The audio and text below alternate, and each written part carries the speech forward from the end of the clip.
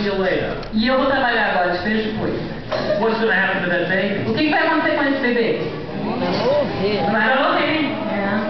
If a person comes to Jesus Christ this week, Se a pessoa vem a Jesus Cristo essa semana, they're like a little baby in Christ. eles são como um bebezinho bonitinho.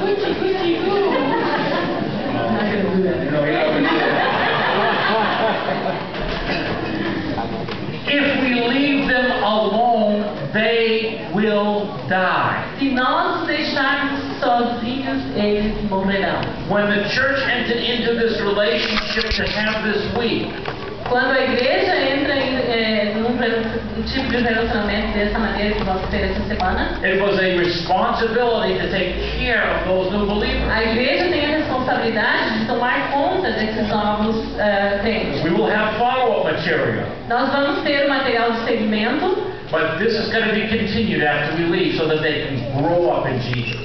e isso terá que ser continuado depois que nós irmos, para que eles possam crescer. So Monday and Tuesday, a lot of evangelism. Just move it out. Na segunda